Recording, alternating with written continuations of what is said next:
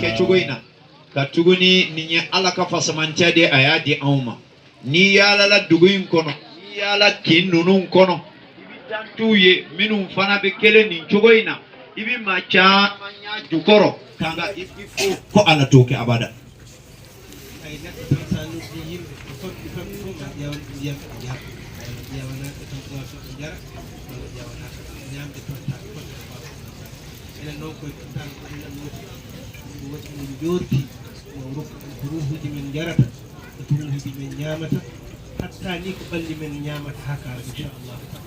Cerno ko hali hadama denga noye mo wele imana naka wele kan jabi hali na kera jide wal ma kera boisson de ano ta ko duma kuma tekeni au ngani wele kan jabi min frenya au nana ala ka kuma kan di jabi o ala dunga kuma kan jabili ala ti dese ka an ruhu lami kula dumuni ku nyanamaya bal abseka hali an farikolo yere fana bela jelen son o nyanamaya ina insha Allah ta'ala nyaagi Allah tabaraka wa ta'ala e barke be do mujjibe tawaga kala gardo do ada addori haaju e bernde ma ardi fu haaju hakkude ma e Allah haaju hakkude ma e laakhara ma haaju e diina ma haaju e aduna ma haaju e besmo ma e golle ma din haaju fu Allah amin cerno ko ambe masabain deli tabaraka wa ta'ala anni shirifu minun sigilendo ubarka kama mao maye kene lasoro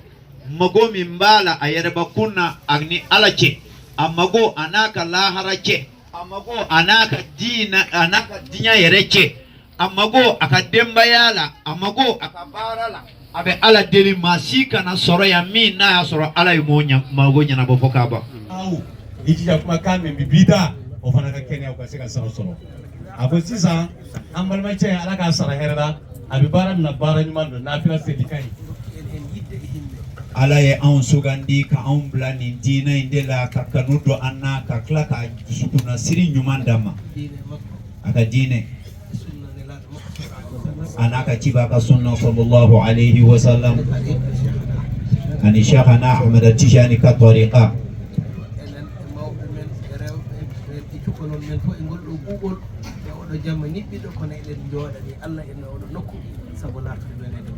au anam masaw anan adem senu ni sumaya imbi chugo mindenga ambora kan sigi nin kene inga fonyo sumalena ala kama ta'adduban lillahi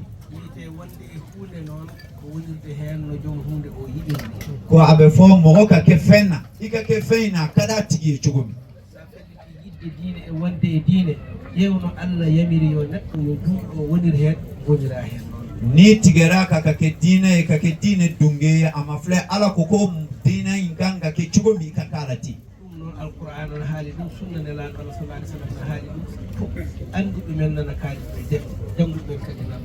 ako alquran al karim yufo wa ala kida ka sunna bofo anga sariya kitabu bela jilen bofo wa doni keda chamambe ubeba do kafoko yodi tariqa shaykhna Ahmad Tijani radiyallahu ta'ala an on kadi ko non ko tariqa shaykhna Ahmad Tijani fana bo chugonya indela ayini lawol ngol anyadima Allah limade e lawol he wat fe hanganda no Shaykhna Ahmad Tijani yo almudo o woni e lawol he pellita woni de ako niye Tijaniya kanu itigera ka kibeke Tijaniya dunge ijija Shaykhna Ahmad Tijani yala nyini ka kala chugomi ka keti shaytane non ina nani hen fere mo shaytane kembe ka fere udwala diine to tariqa to fo diina ingono ani tariqa ingono heewi hen hande woniri hen tan ko intima o ta'ifi ni de ko tojeyaani ko chama be tariqa ingono de ka fa anga kulu yen nunundi tawi ko fedde diine to ni kulu de do diine na walla taw min ko ceerno kaari walla fedde kaari wal mane be yere dambe kata karamo karsade ma sheikhu karsade ma ne yinkadi kankadin haqqille ma e haaju ma fo wonata tan ko holno mbaɗanmi feere ha jiiɗomi fo anda min koye nde fedde jeeyaɗo ko e hakkili anika fere bele jilen be kede ni mama yi yedro akado ne nin karamo sheikhu ka mogodi bilay wonteede ma ha e shi'aruji ma ha e ko fof ko ya jeye e fedde kaari ɗum tan wonata haaju ma eka donfew anika tamanshon abele jilen hami be kela de droy kaye ka foke karsa ka kulu mogodi ceerno ko ko tentede doy o e shitani ka jamfay katuguni ala yan so ambe ala kira fe sallallahu alayhi wa sallam amman karamo sheikhana ahmad at-tijani fa radiyallahu ta'ala anhu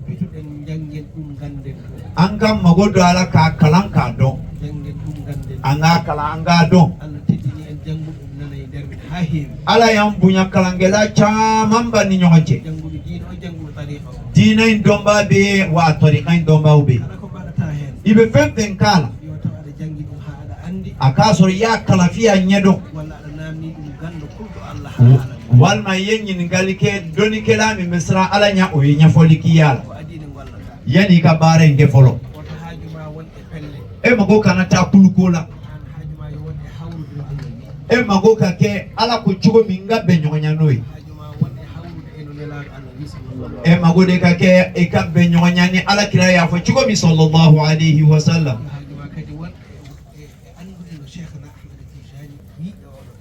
e mago ka ke tuguni sheikhana ahmad at-tijani ko chugo mi nin tariqain kono radiyallahu ta'ala anhu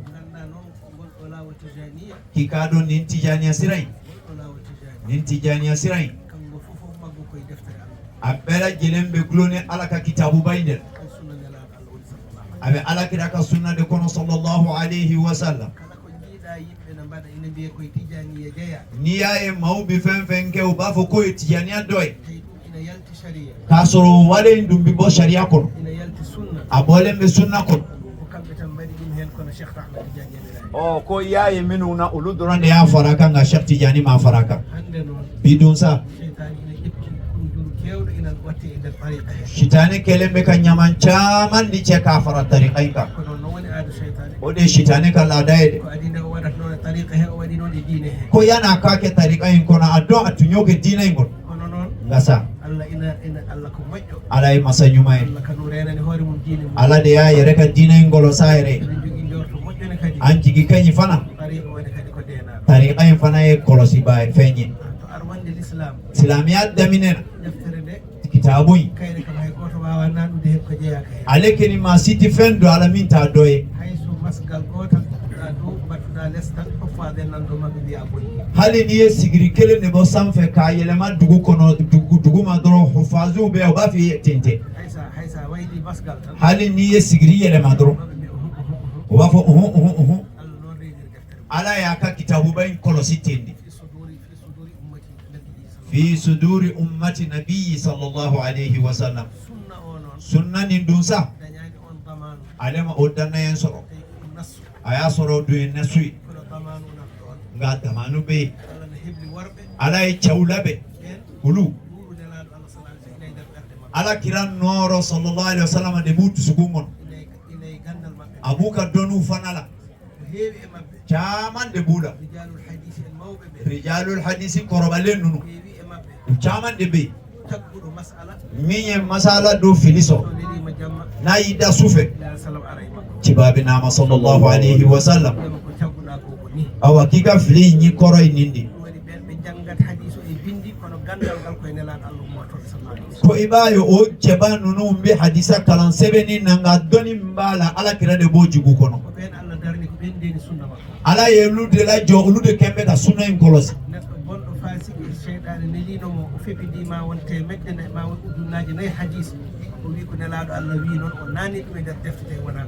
ko ma jugu fasiki do tumbe ala ye islamu jarabina ye ananani hadisa banani nyonaye ko ala kira de yo foko nyame akon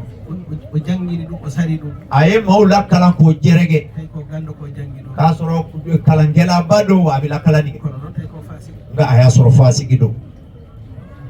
yimbe tili dum lamdo juudu amirul mu'minin gonno don nyande ko islame o ka amiru min tumbe mawtara la somi o koyna wonde o do jamfi medina o wadi ni ka fonni nyedina jamfa ay ni nyagama ko ako ay tam nekal ay ko in sege ka foka ta soro ciendo ay doni kala nyini nga okuma nimmi nyami ni na taka kire jumay fatwa o ko wonde ko zindi ko yo wareta ko fatwa nyede zindi ko de do kanga faade katiguni ma chugu ciani kelado woodi annduɓe wi aha ala so warama mo woppi ɗeɗo bonande e nder sunna he ɗum heddoto e nder sunna he joni kela do ko aha na fagara adum kembe kanin tiani nyami sunna in kono no kera tiani bitwa ko kono tawi worɓe kalnoɓe ina nder ummato he ga alhamdulillah tiano kay ge tura minum fo ulutube sunna in kono goto e mabɓe ne wi daro ni ko gandaɗo min aimatil hadisi janguɓe ɓeɗo bona ngali ko a'immatul hadisi be bo cebayndo no e darul qutni ma chaman bali do tawi ko jamanu mo mo tawa e won bado a kera clé de la wa atume o sigina wi anfidu hukmallahi fihi ko Allah ñaawe makko ko ɓiɗɗo sine baremo ako ala yel kiri min tiga ka ay o lattige ayafa hadiseje ɗe o fipindi feni ɗum e nder diine he la asullannaha min hadisi rasulillahi sallllahu alayhi wa sallam kama tusallu lcharatu min alajib inchallah mami yaltin hadiseje ɗe gotel no leeɓol so naati e nder condi yerwade ni mi yaltirta tan boowal mami wat noon hami yaltina kadi fof o yaltiti ale darul qutni ko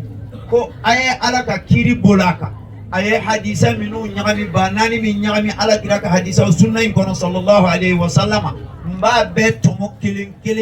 ka bo ina fo yibe nyasi min bina mugu kono ibo to mo chugo min ko mba beto mo kabako ay mi jiiruɗa ɗum sunna to ko iyo ye sunna in ngono chugo tariqa woni kadi wa tariqatu tijani fana o ci mawbe inshallah gaddana jiiɓodira e tariqa o ene wiye ɗum fof koye tariqa heede fen camande natilenno ka nyagami tariqaina ko be tariqain doye kono an kay woto ko humpuma ekeni foy kani malasa ɗum cheikhna ahmed tijani radiallahu taala anhu cheikhana ahmad tijan kan nyanama ya bela jeli eɗam tonga e nder defte a bela jelen sebene no kitabu kene mon ko waɗiranno lawol ngol no tonga atumbe tijaniya la bara chugo ko sebenen ɗen defte men binda ha celɗina e juuɗe meɗen o kitabu sebenen no foka kene o bambolo ƴeew tan to no wonirno e laawol he ko yamirno e laawol he ganda ko wiyete laawol ke ka ta yen flebani ale kumbe tasira en kan chugo mi aye jendi tasira en man chugo mi ibe kalati radiallahu taala anhu nde wonno kanko Allah no rokkimo dokkal timmongal omo andi ma jamanu aroy o jamanu ma ara hunde fof adde wiye koye ɗariɗe he jeeya kono o waɗi o haali konngol ngol ɓuri wonde hay seede ɓuri wonde hay hujja eko winda e defte ko o wi tijaniyanko ino e jamanu makko haɗo Allah hannoyi kala ko nanoyi ɗon wonde mi wi ɗum walla mi waɗi ɗum peese e ɗum e peesirɗa sharia Allah o on woni peesirɗa mi yani on ƴeew gandam kaari mi wiyani yo ƴeew khalifa kaari mi wiyani hay yo ƴeewam mi wawno wiɗi yo ƴeewam ono wiyani yo ƴeewe ɗam ala o wi ko peese ɗum e peesirɗa char so hawri golle mi wawno wiide kadi so hawrani wona min wi kono kamɓe mawɓe ɓe لا يبرئون صاحته هاي سيدنا يوسف على نبينا وعليه السلام يا الله جبني براءة مكو هاو قسي وما أبرئ نفسي mi waɗi mi darima ha ɗum laaɓi on noon ha hande wona wonde miɗo nodditi laaɓal ɗon cheikhna ahmad tidiane o wiyani wonde wona min wi ala o wi ko so tawi tan on tawi hawrani sharia fatru ako radiyallahu ta'ala anhu cebade do no e Cheikh Tidiane e mi cebade do mi ni ala ya latiya ala ye fendama mi na ya soro ka boko sobe ni ma ya ka tariqai a sebenen do awa abela jele la dale do gafe u kono kaba nga ona tabede ale sayyidi Cheikh Tidiane radiyallahu ta'ala anhu akanyana ma ya kono aya don ka foko wati bina na kofe o wati na maubina feunta ka nyagami tijaniyen kono wati nana ayere bakunde be kuma na de ko ayenga fotaw ninga ketaw taka mafle naw yu ye ka ba aba peze sariya ka peze lila naw ya peze sariya ka peze lila na benyonyani sariya okuma ayamina odedu nga na ma benyonyani sariya ama foko ne ma fode akala diriya mafle e ka kan la diriya mafle mo min na ya soro ala ni bedama ati ka yere senu ati yere ka yere ke ma la diriye akode ko na ya soro abenenteni sariya o kuma la ayada ina fo nabillahi yusuf tumami na badewnye min daka ala ya sanu ya ka bantu mami akawa ma ubari onafsi ne yere senu yara de ngani ala ka latige de ne senu yara ka bala o kuma chebaw nunum bitende nube ala koke uba kede ala nyasranya de kama na wiyere nimpuntu go foitala ko jiida neddo no golla e lawol he foti ko khalifa foti ko muqaddam foti ko tijaniyan ko tan multazimul ahdi mo wirdu lazima ko wazifa haylatul jumaati kono ko gollata hen ko jiida e ko Cheikh Ahmad Tidiane lelni e lawol makko woto tooñ woto wi woto yeddu woto ustu haydo woto anke woto ñemtino cerno ko khalifa nono ni muqaddam nono ni ala yini min be nyonya aye lazim ani wazifa ani jumala wirdu abe kuluke nga inyabala abe ka dowere ke min teminye ako aha kana tonyo kede kana mala kusi kana mado mafenya ai eke ni ka beye ikatui ikana tukwa ko odela eka tukika lazim anika wazifa nika jumala wirdu katuna be min kela no mabenyo ne Tijani atatu abulu kana doga yade nga eka tuku Tijani taingo wite Tijani non ko wirdu wonango godde kala ko wite Tijani ko ɗum tongi koye gueɗe tati no Cheikh Tijani ha ɗo yahata ɗo o ɓeydani hen hayko kadi ustani hen hayko holɗum al wirdul lazimu ɗum wiyete lazimu ɗum ko gueɗe tati istighfar mo ganduɗa o salatu ala nabi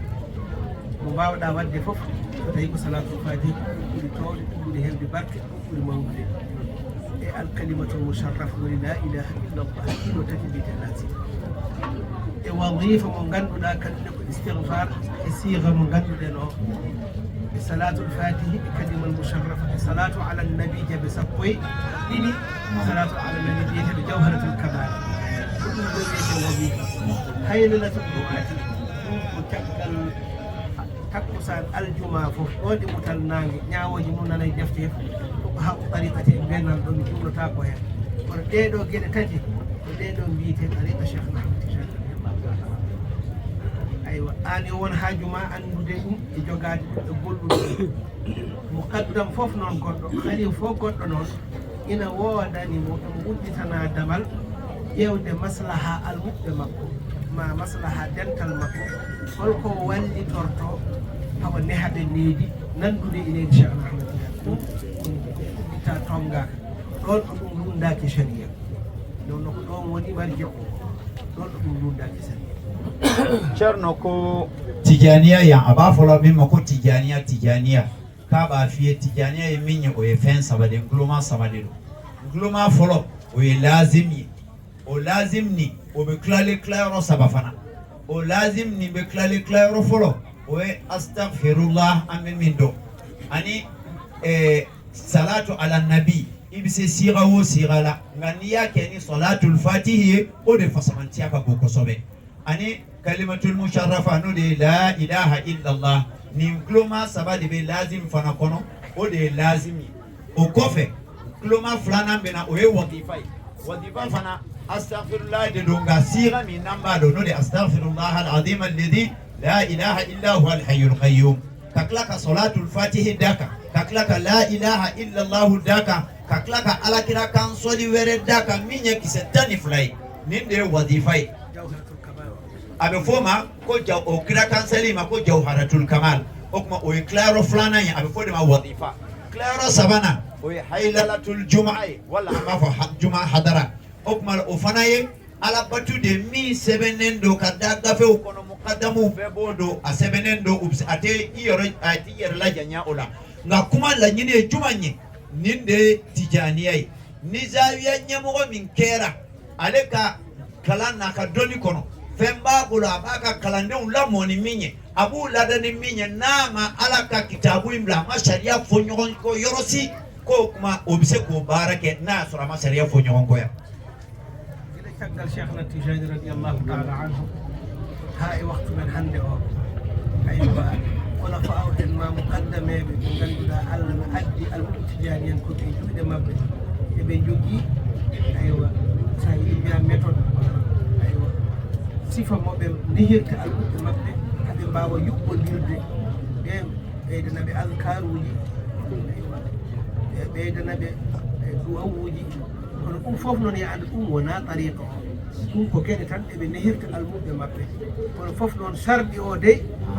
ko kumba cheikhna ahmad tidiane yo tawde ene hawre sharia kala ceerno tottuɗo almuɓe mum ko eɓe nehire haɓe ndenda ɓe gona almuɓe ɓe gona dental so tawi ina lundi sharia yo andu ɗum koye makko toɗo itti ɓuytanmi hebeo chance ceerno ko seyidi cheikh tidiane radiallahu taala kabina ka watila fo ka saka khulafa uma kabino tuma fo ka se sisama minu na ya soro ulu kera nyamawye ukalamo chugo anu kala dabu chugo ulu be no de kalamogo karamogo zawiya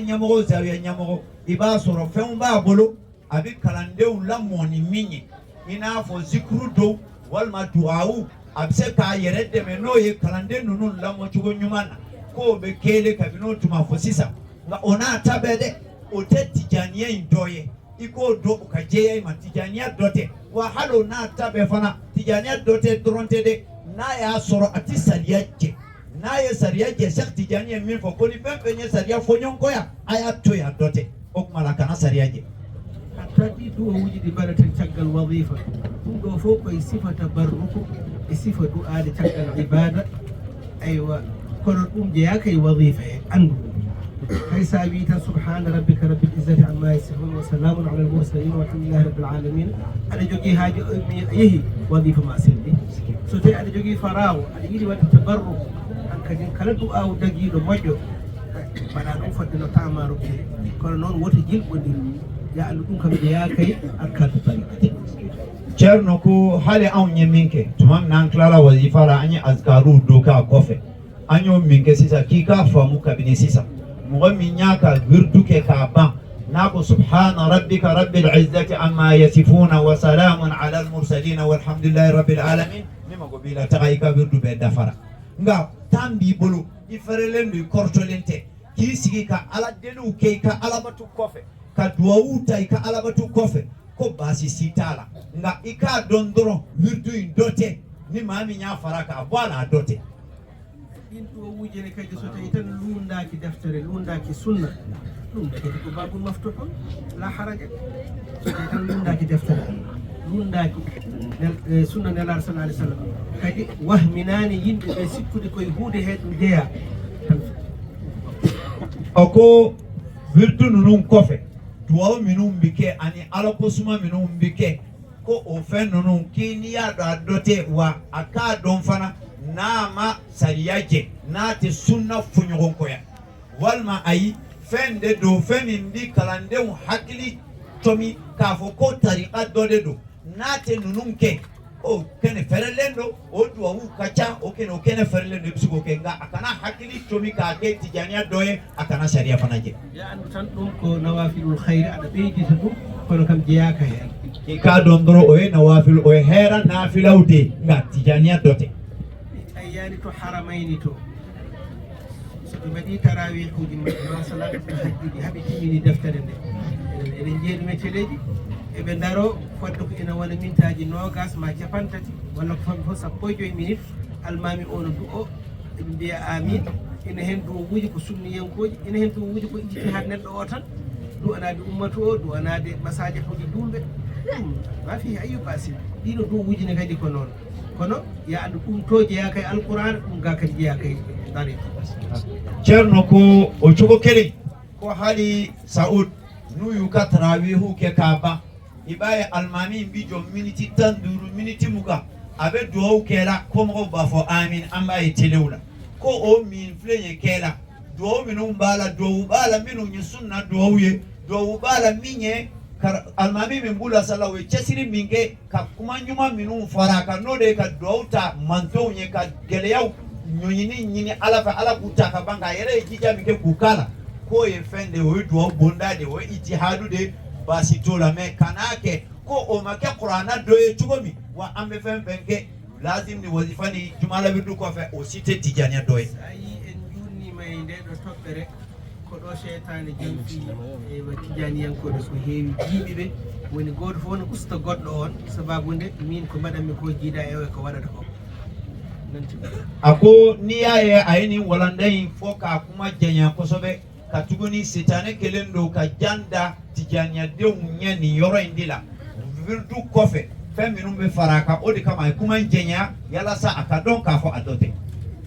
jaha zawiya walla jaha al-muqim khalifa walla muqaddam jiya ni kambe be gollirta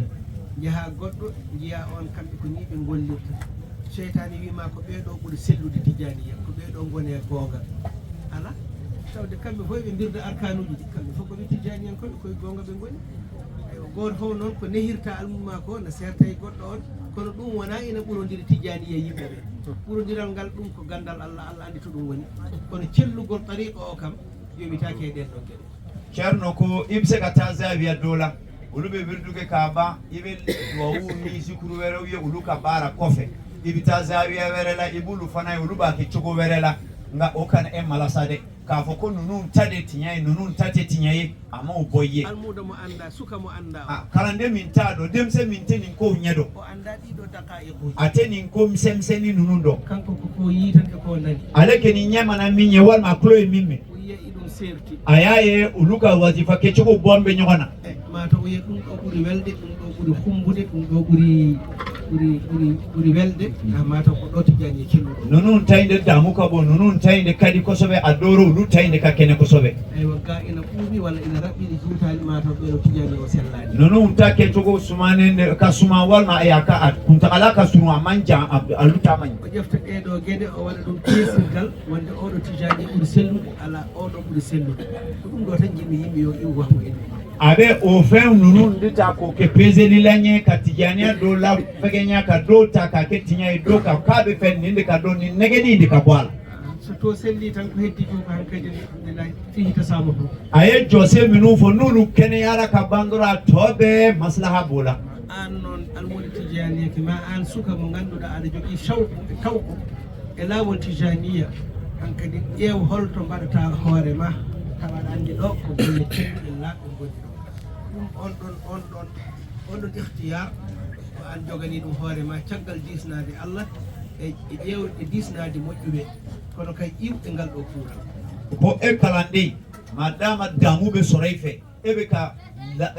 damu do nene duman do nene tijaniyala ibse ka yoro sugandi ibi ka damu mono bo yoromi o be beye o kene o yika sira nga tuma minna iye ala ke ika ideme nyogonye doni kela minu be ilu ki deme nyogonye o ke yoro kene yalila ganduɗa kadi gandal lasrari jangete ngal sirruji muɗum min wona lasrari yake kono miɗa nana eɓe mbiya nda jogui ɗalasimuji nda jogui musammayatuji nda jogui elmul awqaf nda jogui elmu sirrul huruf ɗum kono selli ko gonga ene jogiiɓe Allah andini ɗum ene jogiiɓe Allah famni ɗum so jangi ɗum mbawi hawri e kawridinal Allah so duɗorima ɗum Allah jaabe ɗum ne woodi kono woto sikku ɗum woni dariqa o ala wona ɗum tan ako node moy baray ode mori bara fana e fende femmi na sorabe dal samu bubolo wa fen chaman bubolo kono nana kale mafo kale ko donde nga adomba be minum bala bara tinyaka ka tonogo ka soro kololo sitala ko be nga ona tabede ale kode ko oni tijaniya inti kelenye ufara ka bonyona oye doni de adama tijaniya tasira de adama so tawi an ada yidi dum ni bofe berne mana yidi dum iddi sukumbo kanuni ada yidi humpitade dum ibe fe ko nyedo ya jewbe Allah andini dum tay ko wawbe hoolabe umana janga fan tama fleminum bodo dana mogo kasuru nyamogo bawde do ibita o fana kalayi dariqa ko abe min fiye doro kanani tariqa ne fereke nyona de sayi muqaddam mu anda lasrari wawa lasrari tan on tijani ma ko sella ka muqaddam yemin se lasrari la o tisala to la doro ko ka tijani mankene sayi muqaddam khalifa jangudo lasrari Allah na andini dum hen tan dañi ijaba ina dañi dental hajuji no kumtina mahi kubeje no jogi katkatuji ko o woni tijani selli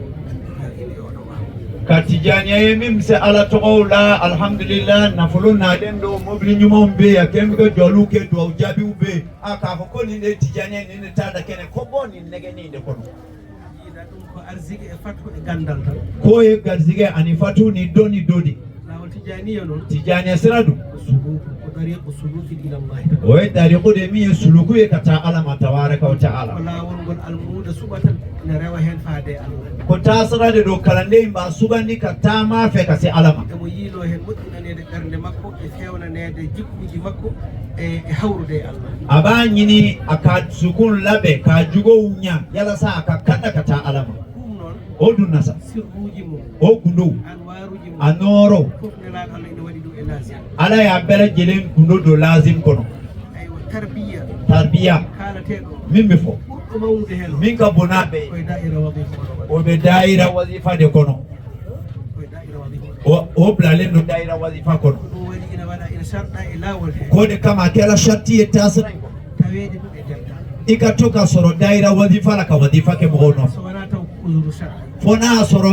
lojurade ibari mi sharia be so kala almude ñiɗɗo e da'ira wadifa kalande wo kalande sabatilen do daira wazifa o andi o anda aya do amado yo andu ɓerde makko nde natani tarbiya lawol akado dusuku ingeni be tasira in tarbiyaka hay so anda hal nata do tawi tan omo ñiiɓe da'ira wadifa madama ale sabatilen do daira wazifa la andu ɓerde makko nde ne jofodiri jungo nde laaɗo Allah sallallahu akado ale dusuku inni ala kirade be kenyonyala sallallahu alaihi wasallam alaihi wasallam nana tarbina mo siba sallallahu alaihi wasallam be ka alamo o chogoina ɗum ko wota joga hen sikki o keni ko kana sika ola so tawi ko tarbiya lawol ngol jillotoɗa ni be sira tijaniya tarbiya de nyini ñiiɓe da'ira wadifa e ka sabati daira wazifa kambani tan ko gañat ɗum doro iba so so tawi ko sirruji goɗɗi jiɗɗa noon o ni guno werewde dum kadi ɗum ne kadi ne jogii joomum ya yiiloyo ɗum o fana tiguɓe to nyini udu tinno taw woto jinɓodir gueɗe ɗe kiki jije kanu nunde ferike nyona wona mbiɗa suusirede walla mbiɗa jogii gandal ama fo ka jade ka fari wal madoni de bala ala ko kalami ko enen fof poti hen gandal kabe min fola bela jelen na kakani donina na windi na selli na haaɗi ka flenya sebenen do wa sabatilen do fora fana ko heddi ko noon min tora sa heddi ko noon cerno ko min tora ko heddi ko noon cerno ko min tora aha ɓural Allah o ala ka fasamance no yen tiɗɗintake no waɗata ala ko kalete laddiga baka fasamance ke cugo sa yiɗi ɗum a yahani ɗum ni yo kanu itara nofe a arsiginama ɗum igar sigera oda tan a hawrata hen dore be nyoyana ɗum kadi nana e nder lawol o fana be tasira en kono kadi nana e nder o lawol fana be tijaniya kono ala kan so ala sukaɓe tan ɓe ɓuri jeyde haala ka cerno ko koni kuma yimɓe funangeni nunundi yoɓe tinno o pu cesiɗi Allah rokkiɓe ɓe jiiɗi Allah ɓe jiiɗi nelaɗo sallallahu alaihi wasallam ɓe jiiɗi Cheikh Ahmed Tidiane ala yaw son oɓe ala fe oɓe kira sallllahu alayhi wa sallam fe oɓe cheikh tidiani fe ɓe nangu lawol ngol ha tiiɗa oduna aynin tijani mina fof ka kene ɓe dewira ɗum Allah a kake ka ala batu yawti no bana aywa ɓe liggo ay barake ɓe liggo ay barake ɓe liggo ay barake de lawol ngol tijaniya sira ngol noddani e bitalatu ama maw suka wubla tiñanika tan joɗade tan ki sigi fugari ala hay so tawi ni ka lasarari yanke hanna soro lasrani ɓiɓolo an ko ilmul batin jiɗɗa hutorade eɓe fe ka barake ni ilmul badin de ɓerde ma ne yiɗi ɗum itti sukumbo fe kono ɗum riwodirani ya liggo oti oni bara bore oni barake baliyati keliñi aɗa wawi wonde almuda duwotoɗo eɓe sega ke kalande e ɗiga seɓe num ke jangdi fannu o ha wawi ilmul lasrari kala fof ka sala o ñaago Allah waddanede hen ijaba ibe ala deli ijaba ka kiyala kono ɗum wonta hatmo wonde commerçant ko kani bali ka ke commerçant hatmo wonde ndemowo akani bali ka ke sénégalais ko nurun ala nuri kono o noro de noro do sanfe so almuda duwanteɗo ari o duwano ɗum o ni min nana mo be do la be do koy so almuda arani ni kala ndi mana o jogui liggey makko o basori ka para bibulu kono woto ƴeftu fof makko tan o yeewi tawi fadde almuda garowo nga ale kana yere beta doro fugari yala kale be kala ndi ndoro de makko na be do ke ka warso eɗen jogui seereɓe men mawɓe kankara mo bowbe ganduɗa ko poɗaɓe e leydi mino yeddana maw yed jamanain ko eɓe keewi kono min kam woni hen ɓe ganduɗe seeɗa kuka chali nga ale be doni dowla ko woni ceerno men ceerno Ahmad Oumar aywa to hoore ñiiwa ina fa ankara mo ceerno ahmadou humar hoore ñiwa kay no wayno hono makko enne keewi ka tuguna ñonaw ka cafana kono min mi jeeyaka ɗum mi andaki ala tafsil nga alete yankaya tu do nga bo ñogona on koye salihu ummati jeeyno oye mantoyin la ma ñuman dode koye anduɓe leñol ma mantoyin ma doni kelaɗo ɗe gande kalateɗe hen fof kadi ɓe jogui hen to makko wani doni minu naɓa folata o kembe ki mafagoni mbela heewi almuɓe dañɓe fatuji aywa taw ko almuɓe mabɓe ko kalandin cama e fatu soro ka soro ale ka kalande undu kono on wurduɓe makko wonnoɓe toon ɓe mbi ko ndemowo gawri roftan nde ina tawe nder paabi abe benen da aka kafo ale be senekela de san saba sanani nyobe soro aka kulkulu kono o remat abe seneke o daña nguura galle aba ka dubalo soro o rema abe seneke o daña ko rokki hoɗɓe aba soro abe min didunom o rema abe seneke o daña ko wallitir miskineɓe aba soro abe fantaw demeni mi kadi ko galuto jahoori wa bigaw fanala na folo tigido ewo aska abe jakabo hay goto anda no foti mata do abe jaka hakemiyere bo ɓe kay ina wawi yaadu jaka ja ilmul lasrari ni commerce ni bara bita kadi julɗo garɗo fof so duwari mama haaju ma humto ka soro silame o silame nana ni do ke dra mago be nyana bo wota almuɓe mbi tan ka almudagal tan kan yadata e hay hunde kalanden ki sigi fugari ra do ko ne moride ni sebeni tente do reke e oɗo jamanu musɗo mettuɗo surtout ambeni wati dumana naka kuna hay almuɓe arannoɓe ne gadda haalis ɓe hannde ko dépense woji ɗumen ko hali kalande minu ganga naka na wari de mo luka na songo jorobula so wi koma almuda adda tan hunde nde daña dépense ni ko fo kana do nyini de ke ne ka dépense soro caɗele ɓeydo gele abe jidi ɗum waɗi ɗiɗɗi fof mbawi yaade cerno ko kuma barani lasradi bebeta yoɓe gollu allah sararu mabɓe ayo ka lasradi bara yoɓe liggo kadi ga akana bare ayi barake ɗum woni teddugal l'islam cerno ko de islamiya inga bunyai o de tijaniya ka bunyai sukaɓe yoɓe liggo tunangeno ayi barake ɓe wirde wirdu maɓɓe aw ko wirdu ke kadi ɓe jogo mbaadi hawrude e deftere allah aka jija fana aka ke cugola min bennen do ala ka kitabu sa yi toñoɓe laawol ngol ɓe dañi hen sembe ni yaye mamino be tasiran jalagi we fanga so ko yiide ɗiɗo ellaji e nder laawol he kanin lebu ye ta kalandewnde la ode ya to ye lebu soro tawi iwane cheikhna ahmad ka soro nin lebu ima bo cheikh tijani la tawi iwane cheikhna ahmad ama bo cheikhna ahmad tijani la eɗen jogui seereɓe ɓen ɓe ganduɗa kankara mo bambulambe minundo kamɓe yeddoɓe laawol ngol soɓe jiiɓe tan nu minum be tasiran sosola nu yo karamo wedro ɓe mbiyata hamɓene nde ɓe ganda gon tijani kono ɓeeɗo kam sunniyanko o ba fa am gente tijaniya keni donde nga nunu ke niyo e bado sunna mo hodo ɗo kay jeddowo alay makko law jaga tasiran ma sima nganga ni soso sukaɓe tinnuɗo ene moƴƴi cerno ko funangeno ayaw jija kosobe so jiyama tan naw yera doro ande ko sukaɓe tijaniyankoɓe aw kaye akalla saka awla kawe tijaniya klande nyumawni famɓe tijaniya mum minu ngemme ko ka tijaniya fa laaɓɓe wa minu sanumando tawi ganda hay hunde na warani ka soro dinya kolu kala sima tanawiye so yimɓe fof jeeɓa on ola bebi nyabaw fe ndin mbaɗi tan noddade tijani ko o keccugo en drombe maw welere kana tijaniya la yo allah won balla ala ka ke deme bagaye ɓe jarlon ɓe jaafoɓe kawbi ya fama obe hakitoye aywa haala ka heewi kuma en cara yamani men mbaɗi tanawolu mawdu mo toɗɗaki mene jonde he ko adoro ay kuma ere fo mi ere na tumno tumangango kuma inge kono ko kiram nga keliyade do aywa e l'islam o islamiyenye kiram e tijaniya o keliyade do tijaniyenye kiram kadi e almuɓe ɓe keliyade do kalande nunu be keke cugo nyuman kiram e sukaɓe ɓe keliyade do funangeni nunu cerno ko kodi ya dusufa ayeni fo yo allah yarlo en yaafo ala ka yafama ka jama yo allah heɓɓito fofof ala ka bele jele kume aywa so heddima du'a o seeɗa nde ɓe sura fa koɓe du'anto ko na totora dowi alhamdulillah sharifu be awlube duwawke kono eɗen gandi joni ɗo ɓe fof ɗo gonde haajuji kamba do sigi baga beni magude do arɗe ene keewi haajuji dusuku valino magula e hammuji ani hamiw e goƴaji ani jorona ko fof koye juuɗe allah abebe ala di bulu yo allah ittane ko haala ala ka be banye fuka ba ɗi ne waɗi tiiɗalla jamana gele yaw ba kono ɗo fof ni ne waɗi tiiɗalla tinya ere be gele ya kono kono leydi hannde kadi ne waɗi tiiɗalla nga tinya la jamana ba kono yo allah ittu ɗum haala ala ka bo fuka ba no fitinaji yo allah ƴif ɗum ni fitina nunu ala ku dufa ngal ɗo barodiral yo allah darti ni nyogon fayin ala ka lajo amin bonnodiral jawɗele yo allah ittu ɗum ka nyogon ngana fulo tinya ni min bani nyonce ala ka bo yo allah artir raha o e leydi he yo ala ka nani hinaye ani jamana kono allah artir hen yajeede ka nani fere le nyaay itta kadi fitna e ɓerɗe he ka fitina bo dusuku ngono wonta hen fiɗodiral e kawral ka nyogon kanu ni ben blanoro waɗan hen noon e leyɗele men ɗe fof fo kanga jamana nunu bela jelen kono o waɗa noon e leyɗele l'islam ɗe ako islami jamana be kono wonɗe leyɗele aduna hen akake dinya jamana be kono yo allah ren juulɓe ala ka islami kana kala to ɗum mbawi wonde aku kolosi mana ke yoro yoro yo allah ren l'islam ala ka islami ya kolosi amana ke yoro yoro barke meɗen ala ka baraka do anna barke ɓesguji men ka barka do anna demba yawla rewɓe hen e worɓe hen cema fara musumaka barke faggudu men ala ka barka kanga sorola kala ko pagguiɗen anye soro fempenge waɗa hen barke ala ka barka do ala ɗo goto e men dillata an kilena billa maga yorobi mo laata hen arsigue ma aba garjige nyini no ɗum sifori amana ke fempenyi tawde tan no dagui ka tuguni do adaga lendu yo allah ala ka dayele ala ka fere ye ala ka son fɛn na min b'a wasa denbaya nunu ala k'u kɔlɔsi diɲɛ in falen do fitinaw la falen do fitinaw la nka ala ka denbaya nu kɔlɔsi ka b'a ma ala k'u kisi tunu ma ala k'u kisi latununi ma ala k'u kisi lafu ma اللهم صل على سيدنا محمد وسلم صلى الله عليه وسلم كون زاويين الحمد لله رب العالمين كل شجرة وإن كانت فيحاء فهي من نواتي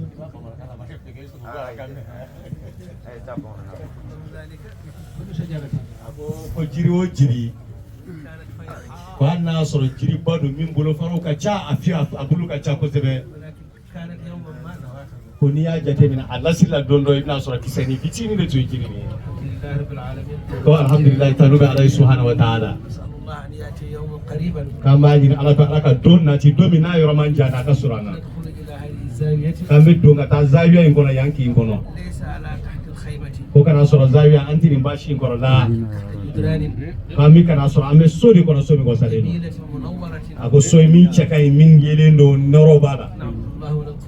kami Allah subhanahu wa ta'ala bata kono ame Allah subhanahu wa ta'ala ko suma kono ako bi Allah kele de bol subhanahu wa ta'ala kami Allah deri subhanahu wa ta'ala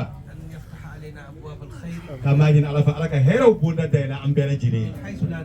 ka bo yoro la yoro mi ra tanga jatira masigina Allah kan no ya kanye mamino nu ulu ka hamide o ya ala kulu nati akono ko kana no kana folo yu ka baraka lay buka debeke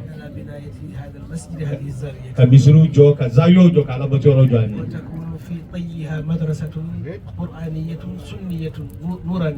ana soro madrasa fana ba kono madrasa mi no e qur'ana kala yoro e sunna kala yoro do noro di baraka ni hero bala ko ala ka kanya nga zawiya to bela jirina اغفر لأمته وارحم بأمتي